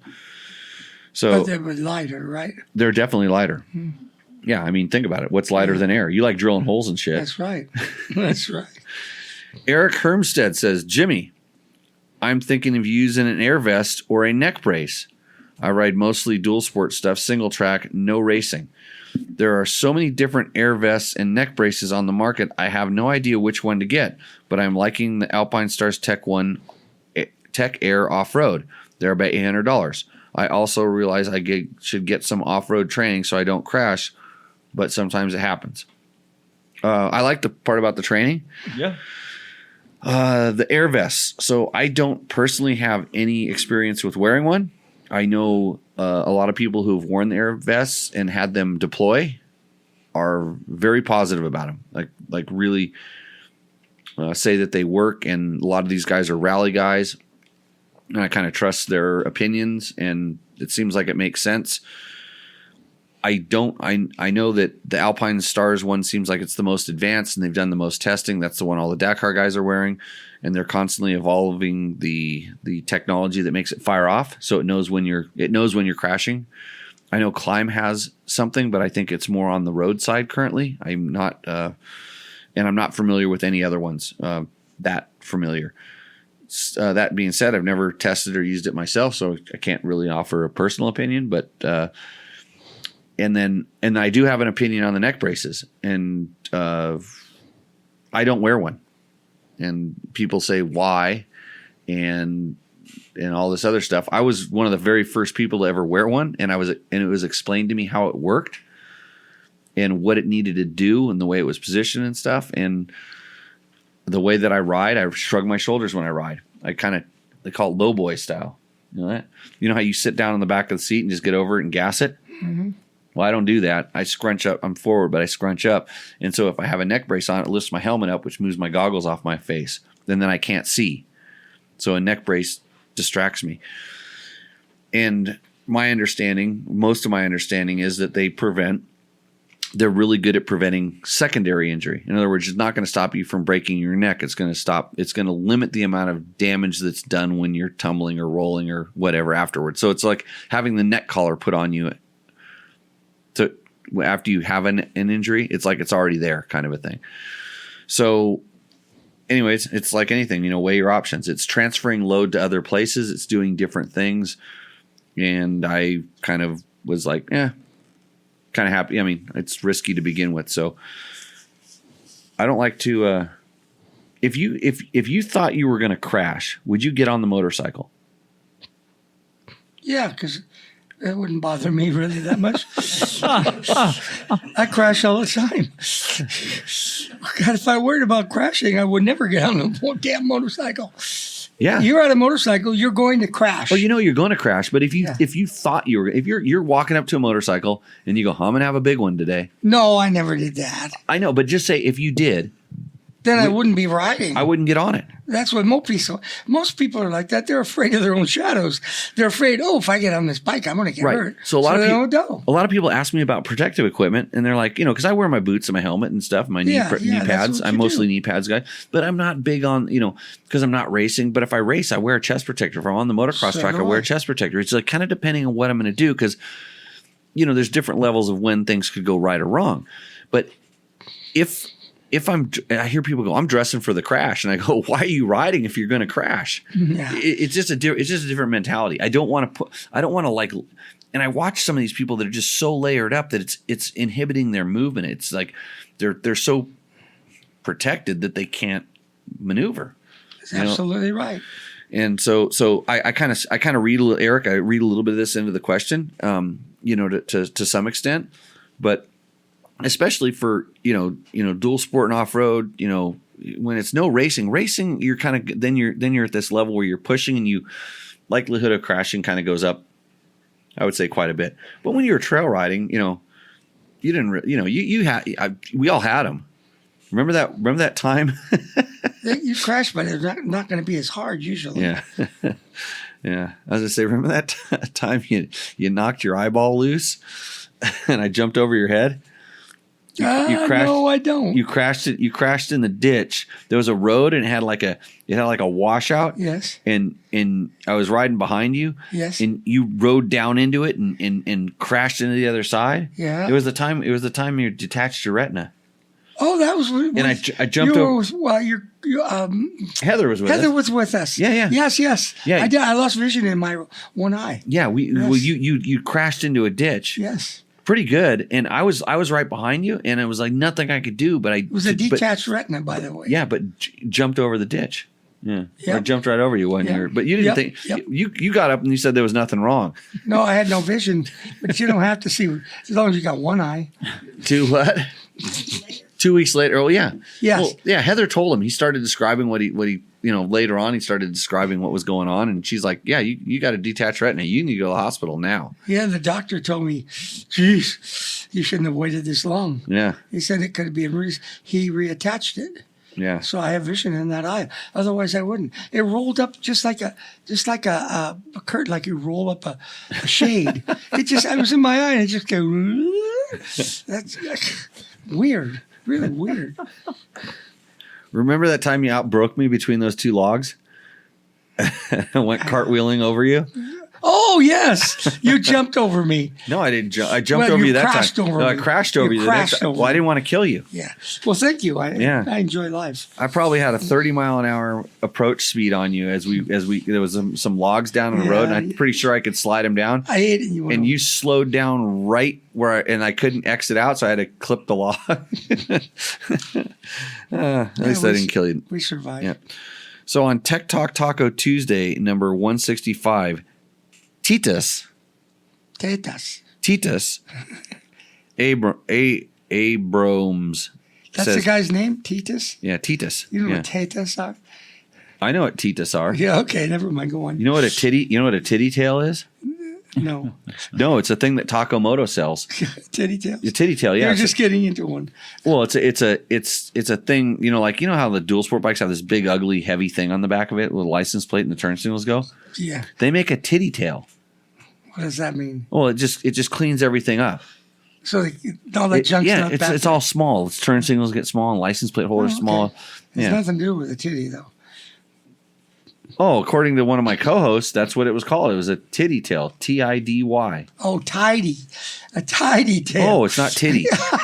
Titty. I said titty. Yeah, you did. Yeah, that's right. Okay, so any titas. Okay. Don't get any crazy ideas. Hi, I bought a Husky 2 months ago with the graphics. Maybe plastics isn't original because it's black. Handguards and that strap is just some strap with 2 holes from Ian from Lithuania. And that photo was taken in Romania 2 days after I bought my bike and I had a chance to go there. But all the mechanical stuff is original and I'm only wearing parts that are changed. Thanks for showing my bike. I think he meant only wear parts are changed. He says only wearing parts are changed. Language barrier? Language Yeah, difference? yeah. But Yeah. no, that's good. Only parts that wear No, out. we called him Titus. Yeah. Oh, this was the episode with Super Hard guys, Jesse Ziegler and Lucas Eddy. Right. So this was the Husky that was like in a mine shaft and almost looked like Erzberg. Oh, okay. Yeah, that was a nice spot. I don't know. Do we? So when we do liked Rooster Endo, well, he said thanks for showing our bike. Maybe we had some questions Maybe. or something. I think we did. Yeah. I just remember it had Red Bull in it. Well, if you wouldn't be, he'd be getting up first thing in the morning and trying to get tuned into Tech Talk Taco Tuesday live in Romania. Yeah. At what 4 a.m. Well, that's how you know they're a real fan. Yeah, it's a real fan. Ron Hart says we don't talk about racing. We're gonna have to cancel this episode. I think Well, no, this was for the Super Hard. This was for the super hard. Super Hard episode. Oh, well then we're gonna have to cancel this one too because Nate talked about racing. Right. Broke our rule. Ron. Sorry. God, I'm hardly even talking about my own racing. So yeah, this is going against my rules. Oh, my gosh. Yeah. You should have told me. I wouldn't have done it. You got any better stories about that don't involve racing?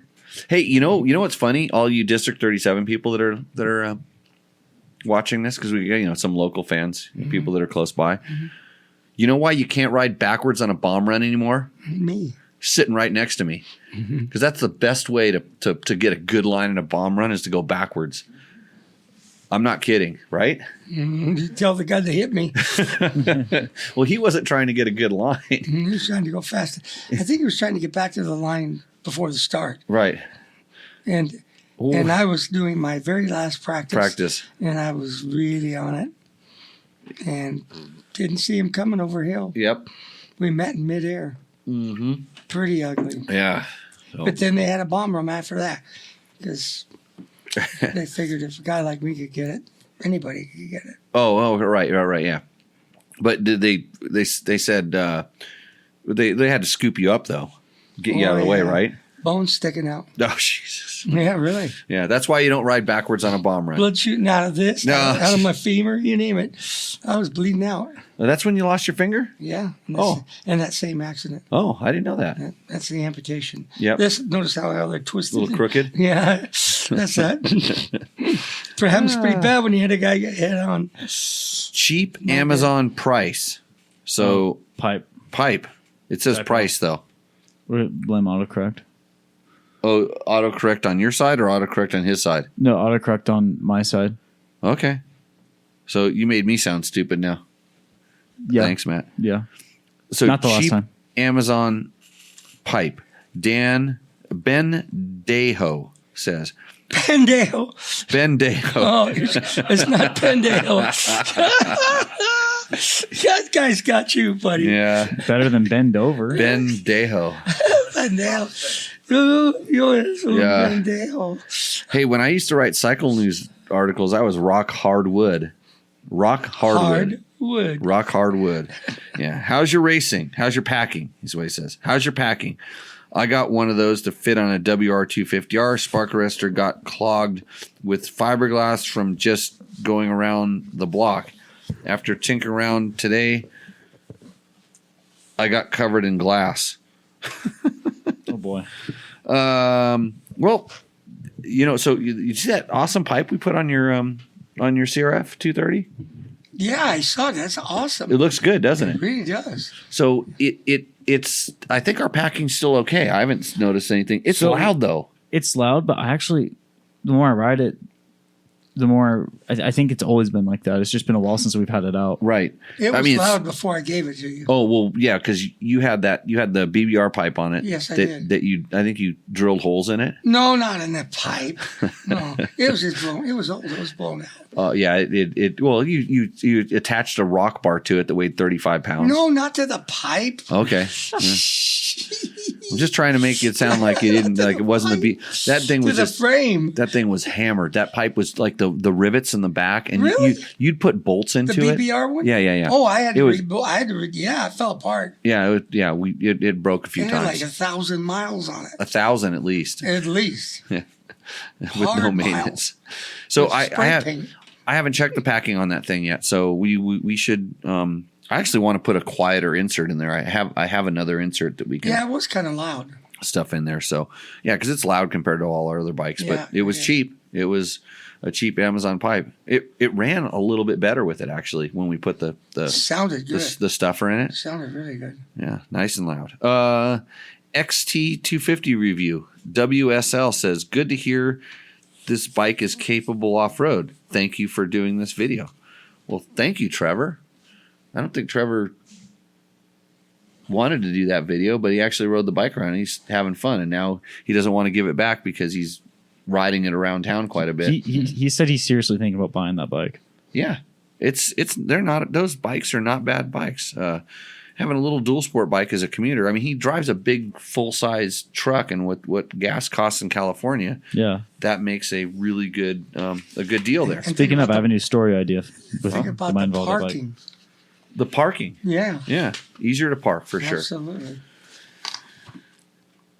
Tarjos says, good video. I added a windshield, a skid plate, a rear rack, and bark busters to mine to make a very capable adventure/island bike here in Oahu.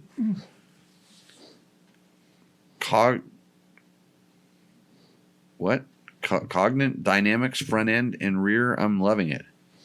It must be a aftermarket company, Must be. something like that. So, guy modified his little TTR and he's loving it. How much of an adventure could you go on in Oahu? That jungle's. I'm pretty sure the quality is what makes up for the lack of the quantity. Yeah, The yeah, quality of adventure. yeah. Yeah. Unless it's just mud bogs down there.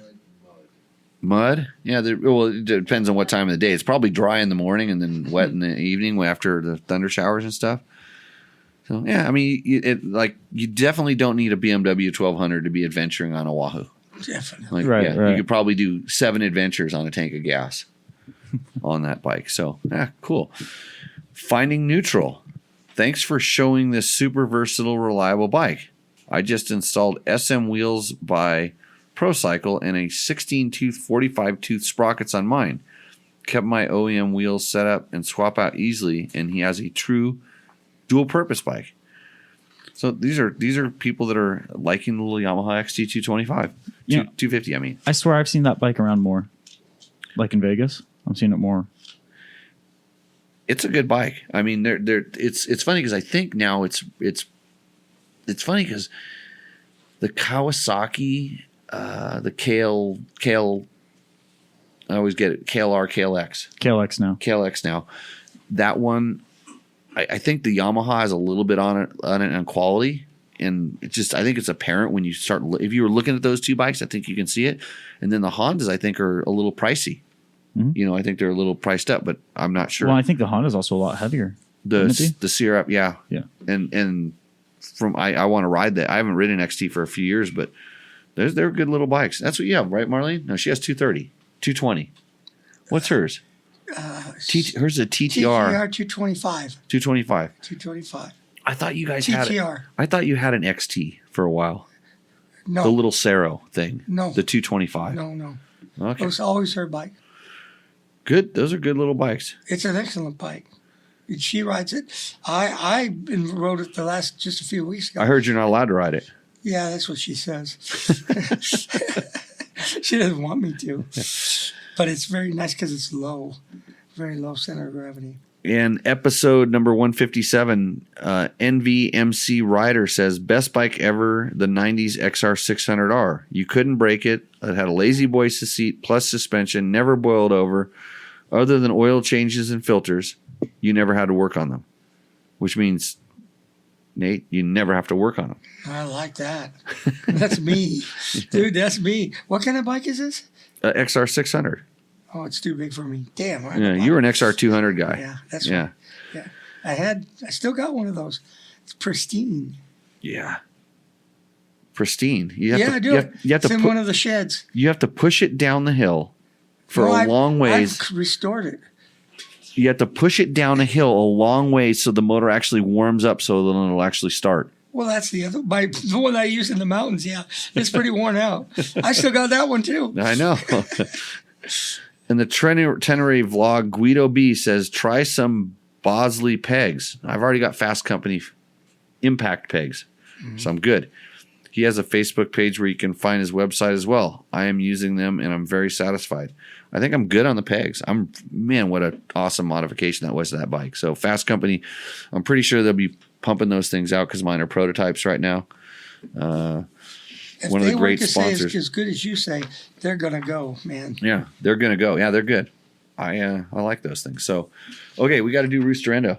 Yep. Well, So Nate, Roosterendo is brought to you by Taco Moto. They're going to give a $100 gift certificate away to the winner of this segment. And the way that this works is I'm going to read. Hopefully, they tell us the year, make, and model of the bike. You get to look at the picture. Matt's going to put it up on the screen. Somebody wins a $100 gift certificate. Tacomoto.co for all of your bike needs. Here's a bike. You get Okay. look at this. I got to tell you what it is. Oh yeah, you guess what it is. What is that? I got to get out of this thing. I Okay. can't see with these glasses on. Oh, you, Close. that's okay. They're for made for distance. Why don't you scratch the microphone a little bit too? Well, is it okay? Pet it. Okay. Pet it like a dog. Okay, this is a KTM. It's right. Yeah, you got the make right. What year is it? Oh, damn. I have no idea. I don't know. Okay. so wait, I made the list and I forgot all this. Can I take a stab at the year? Yeah. Is that 16? It's a 16. That's right. 500 EXC. It's in Rico, Colorado. Beautiful fall colors. Wow. You've ridden there before. Oh, hell yeah. Colorado's beautiful. Yeah. So somebody get Nate a paper towel. And I got one here. Thank you. Okay. This nose of mine. Yep. You saw a motorcycle and you started drooling. You did. Came right out of your nose. Like, Okay. I got KTM part. That's the only part I got. Well, that's Sorry, good. you did. It said so. That's all he told us about it. You know, Looks if like you're a big gonna bike. if Moto Dro work, it's kind of like whatever that guy's name was. The last guy. Usually that's a nice picture. It makes me want to go ride there, except the lighting's a little bit wrong. He could have turned it a little bit different. But I think he was wanting to get some of those backlit trees and the stormy mountains in the background. Beautiful picture. Endo on the participation in the core essence of the thing. They're supposed to tell us a little bit about their bike, what the modifications they did. They tell us what they've done to the bike. Maybe throw in a little editorial in there. I say this bike endos. You gotta follow the rules. What do you think? Endos? Yeah, endos. You mean crash, end over end. Yeah, so it's like if it's a good bike, it roosts. And I don't think it's an endo. oh, Why would you say that? The 'Cause forks look like they're rigged out pretty good. they're raked. Why would you say that? Yeah, raked out. Here's a backup one for you there. Am I dripping again? Okay, so you're saying it roosts. Okay, Matt, Endo, you gotta follow the rules. you got to follow the rules. Yeah, you got to put a little effort into it. If you're going to win $100, you're not going to get it just telling us the year, make, and model. The rest of these were email submissions. And I could see, and the thing is I can see all the modifications he's done to the bike, but I don't want to talk about it either. So we're going to move on to Kurt Brooks' bike. Okay, here we go. Look at this bike. I don't know how we spawned this one, but 1997. He didn't say the make, but I know it is. It's a Kawasaki KX500 X-Teen Green bike owned by Dave Ondas. Oh, really? Yeah. Honest. Then raced by Jimmy McCarthy and Best in the Desert. Jimmy is a fellow Club Desert Vipers member. So it has Emig Racing triple clamps to convert the front into a modern KTM suspension and brakes. I don't know why you would do that, but anyways. Suspension set up by Matt at Inside Line Moto. Forks have been changed to open. We are readjusting Nate's head. Thank you. My ears just popped. I hope the clean up the audio thing works really good on the Can you show turn prep. the volume down? You want the volume down? No. So you won't hear me yell. Okay, here we go. Set up by Matt at Inside Line Moto. Forks have been changed to open cartridge by Matt Works Awesome. Oh, that's Okay. Have been changed to open cartridge. Yeah, that's strange. Usually they go to closed cartridge. Well, anyways. That's strange. Rear suspension also set up by Inside Line has Emig Racing dog bone to raise the bike 10 millimeters. Scott stabilizer, Pro Taper CR bars with Renthal grips, Cycra handguards, Pro Taper clutch lever, Arc brake lever, and Brembo master cylinder. Wow. IMS Desert Tank, BRP billet gas cap, Guts Racing seat cover, motor built by Matt at Inside Line Moto with porting and crank balancing by Teddy Boyko. Holy mackerel. Yeah, holy mackerel. Boysen reed valve, Boysen ignition cover and clutch cover, blue silicone radiator hosers, Holy mackerel. Myler's super cool custom radiators. Frame powder coated by, starting to wonder if he's selling this thing, but it's got all the stuff.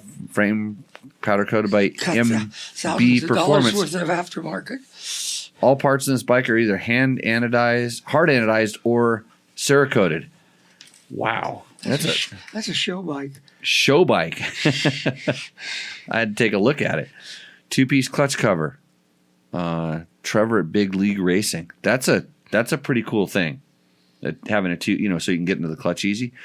Works connection frame guards and skid plate. IMS Pro Series pegs. Terry Cable billet muffler mount. Galfer floating brake rotors. Steel brake lines by Galfer. W custom wheels on Talon hubs with gold DID rims with blue nipples and stainless steel spokes. Could there be more? I could. Renthal sprockets and DID gold chain. Pro Circuit works muffler and pipe. Spec bolt nickel plated bolts for the frame and motor. And rad custom graphics. That bike, that's a long list. Man, he's got a lot of money in aftermarket stuff. I'm kind of curious what kind of tires he has on it, He didn't. Oh, yeah. He didn't mention that. Didn't mention tires. Yeah, I didn't mention the tires. I think the bike, it's beautiful. funny. It is beautiful. It's well done. It's done. I mean, everything's been done to it, but it looks old. Well, it is. I know. It's a KX500. It just has an old look. Hey, Bruce. That bike's the same age as me, 97, yeah? It's yeah. pretty, We're both 25. 97, yeah. Yep. It roosts. It looks like it. Oh, hard roost. Hard roost. Yeah, like all the Cerakote. I mean, there's some care in that. Dare I say it rivals the 570? No, you don't say that. Like I'm wearing a Husaberg shirt, Matt. My true colors are just blaring out. Yeah, I'm liking that thing. Would you want to ride that thing, Nate? No. No. It's too pretty. I wouldn't want to ruin it.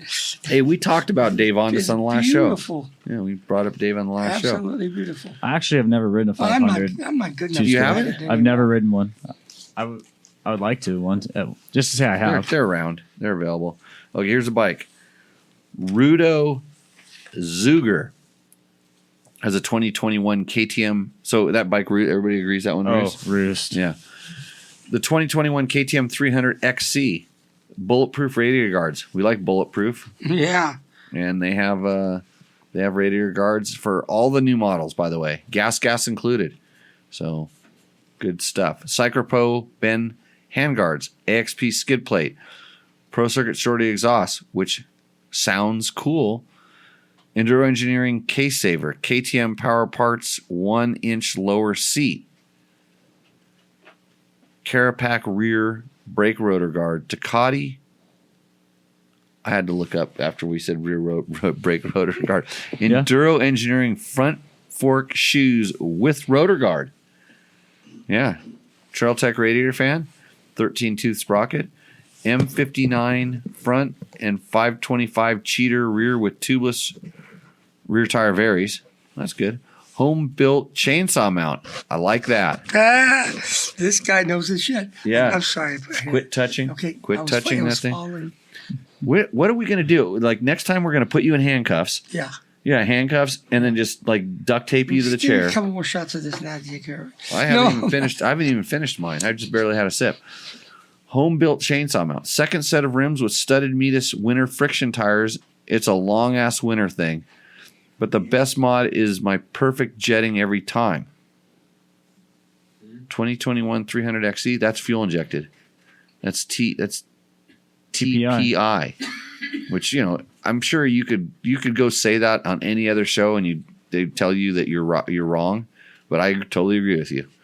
I like mine. Starts right up, runs great. Plenty of power, lots of throttle response. Of course, everybody will agree with that. Plenty of low end power. Yeah, just warm it up before you ride it, right? He also submitted some other pictures where it was racing. Oh, yeah. This is just the picture of it in the Middle Eastern city. Yeah. Or someplace like that. It looks, I don't know where that's at. Turkey? No. Or is that Miami? Ooh, Miami is not a bad answer, actually. Yeah, it's like those buildings. Well, no, those trees in the background don't look. I shouldn't have said Middle Eastern unless it was like Turkey or something like that. But it kind of looks like it looks a little Eastern European, but not really. But look at the cars. There's no way. Nobody has trucks and trailers. Not like that. there. Not in the East. Yeah, not in the Middle East. Can't afford gas like that. This looks like a very American parking lot. Oh, and license plate's pretty American too. Yeah, where would that be? Where those buildings? Zero in a license plate. That'll tell you. Initially I saw this, I thought it was almost like the Tropicana buildings in Vegas there. Oh, in Vegas. I almost thought it was that, but I don't think they are. Yeah. Those big buildings. Yeah, they're tall buildings. Who knows? Can that license plate back there tell us anything? Yeah, that's what I was thinking. If you could zero in on it. It looks like maybe a California It does plate. look like a California plate, but who knows what that is. That's probably what it is. I think Rito's bike is totally Roos, especially since he actually said it was jetted perfect. Yeah. He should complain. Here we go. Here's another bike. Joe Buckwell. Joe Buckwell.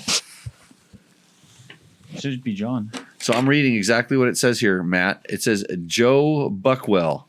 Huh. It's spelled Joe, just in case you're curious. Yeah. Yeah, that's what it says.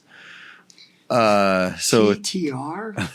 So Joe, if that's your real name, great trail bike. Yeah, it does say Joe there. Maybe him and Matt have something. No, it should have been John. Something going. Oh, it's John. John, sorry. It should have been John. Blame. 2013 KTM EXC 500, Baja Designs XL Pro headlight with a dimmer switch, ODI podium flight handlebars, KTM bend, ODI Emig lock-on grips, double take enduro folding mirror. We like the double take folding mirrors. I like the custom shaped exhaust pipe. The dent. You like the dent in the header pipe. Well, do you think a rock flew up and hit that, or he kind of like dropped it in? Probably jumping a rock. Didn't make it. A Chirby's X Ultimate handguards. Quit playing with your glasses and. So I can see distance. Oh well, no. Look at this one. Well, Stay up close and quit. Then I can see closer. Yeah, we'll figure this out eventually. No, I can't see distance. Well, it's a Chirby's OEM style composite skid plate. Those are good. I got one of those today. Oil in the engine. He has oil in the engine. Tusk shift lever. Why did he do that? Doesn't that slow it down?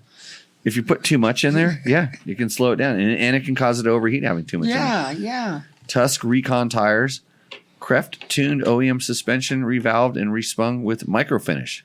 I know that works. Check out www.dirtbiketest.com for a test on Kreft suspension if you're curious. Rig Gear Trails and Dual Sport saddlebags. Rig Gear Trails and light tank bag. Rigged as a tail bag. Sick ass titty tail. Tail titty. Sick ass tail titty is what it says. Super sprockets, 1541 and 1448 gearing. And DID X-Ring Cha. Now, did he put Cha or did you cut it off? I think I cut it off when I copied and pasted from the email. Okay.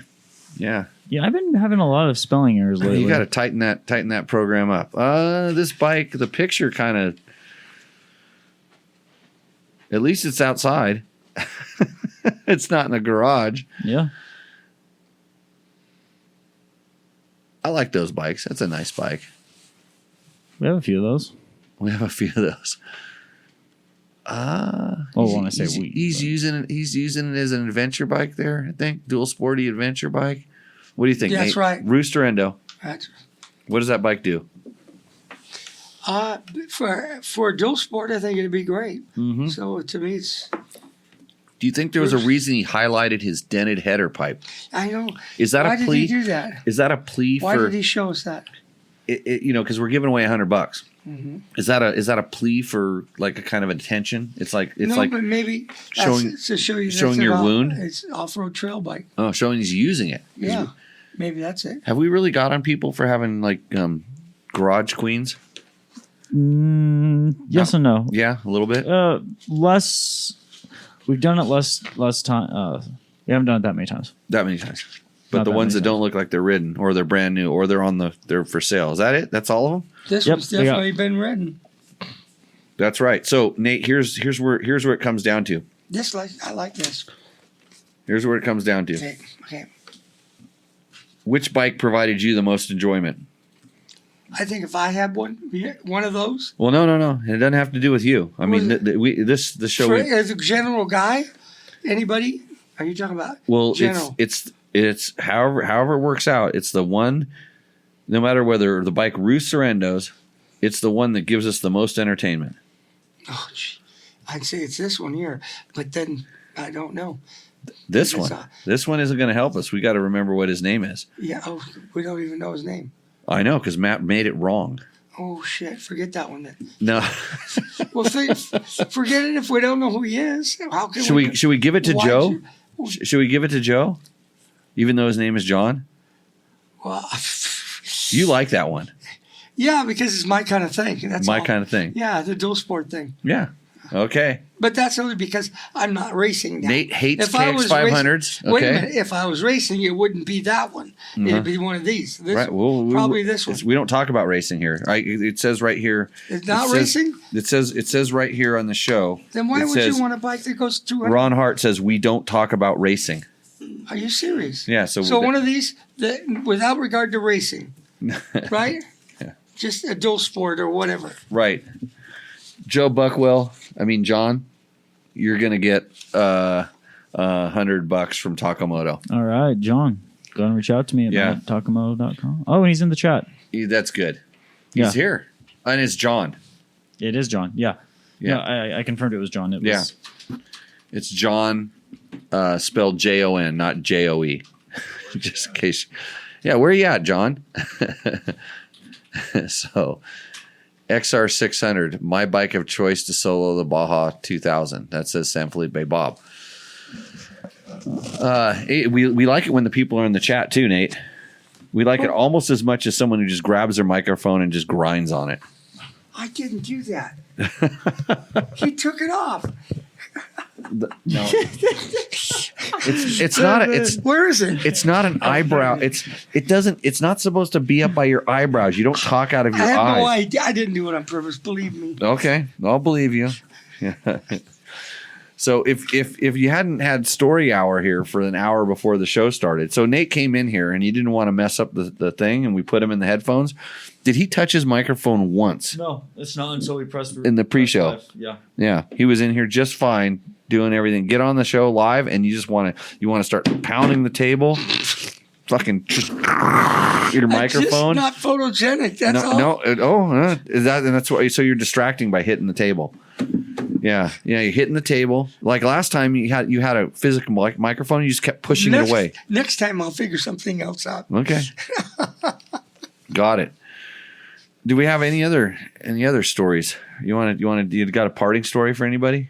A parting story? Parting story. Don't crash. Don't crash? Yeah. Yeah. My parting line. Don't crash. Don't crash.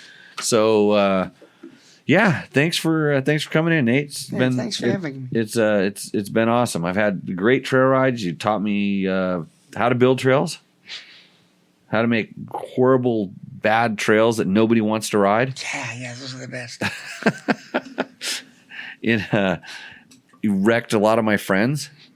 I didn't do that on purpose. I know. You know what was cool is I'd take friends that would want to go riding. They'd we really want to go ride, and they knew where I rode, and they always would try to go up there and want to go ride in our playground essentially. And they knew there was better trails. They were riding all the crap, and they wanted to go riding on the better trails. So they're like, Jimmy, can I go riding? Can I go riding? And I always tell people, no, you don't want to go riding with me. That's what I say. And they're like, no, I really do. And I'm like, you really want to go riding with me? I'm like, you're not gonna like it. Yeah. I go, you're not gonna like it. And they go, okay, I really want to go. And let me know when you're gonna go.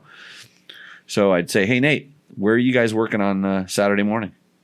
And you say, oh yeah, we're gonna be over on blah blah blah creek, or we're gonna be up on that ridge. Okay. So I'd show up with 3 or 4 dudes. And did you use a squid filter? Oh, usually not to go there. These guys probably didn't need it, but I bring them there, and hey Nate, hey, how's it going? Whatever. And it's kind of amazing because you didn't you had like an extra rock bar, and there'd be more clippers. Yeah. Sometimes a hedge trimmer. All this stuff, and we'd stop and we go, get off the bike, and I just go, oh Nate, whatever, and just start working. We'd start working, and these guys are kind of standing around like, what are you doing? Like, oh, we're gonna work on this trail. Like, what? I thought we were gonna go ride. No, we can't go ride because the trail kind of ends here. It needs to keep going. We gotta finish the trail. So these guys, and then you can go riding. Yeah, some of these guys would like literally throw a temper tantrum because they didn't get to go riding. Dude, I didn't come up here to work on trails. I'm like, well, then there'd be no trails, so you can't. You can't go any farther. Well, dude, and so that's how I would decide a lot of times, like who I would take riding, who got to go riding. If they worked on it, then they can, and we'll show you more. And generally after some of these guys, when after they sat around and pouted, and then saw everybody else working, and they're like just sitting around going, dude, this sucks. They'd nut up and do it, and then they'd spend a little bit of time. They're still pissed. They were not happy about this. They'd been had. They'd given away one of their good riding days to spend maybe a quarter of the day, if that, because we never stuck around the whole day. You ride through most of it. And we generally got a really good ride to get there, and just a good ride out of there. And you might get one of the first people to ride a really bitchin' trail. And usually after just doing a little bit of work, you saw a big change in the person realizing like, oh, those trails just don't grow on trees. You have to cut trees down to make trails. Right. You have to move some rocks. You got to move something. Move something. Yeah. They just don't grow there. So thanks for that. Those were good times. Yeah, they were. And learned some life lessons over the years somehow. Doing this stuff, you will. Oh yeah. Yeah, doing that. Riding bikes. Oh, riding bikes. I'll do it. Why is that? Because you push yourself to go and overcome adversity, and otherwise you wouldn't. So it's one of the ways that you can do that. You weren't just doing it for the gram? For what gram? The Instagram? The Instagram. I don't even know what that is. Oh, you were doing it for a different kind of gram. Yeah. Yeah.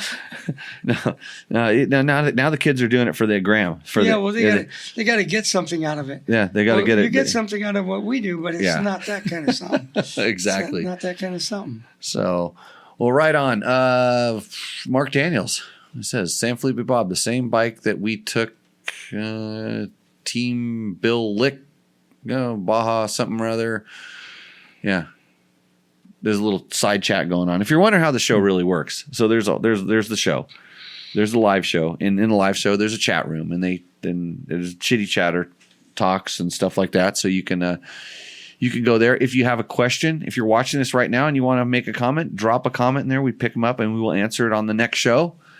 Something up there says grab a shovel. I didn't get to see what that said. No, my That shovel was was always sample with mounted. Bob. Yeah, grab a shovel.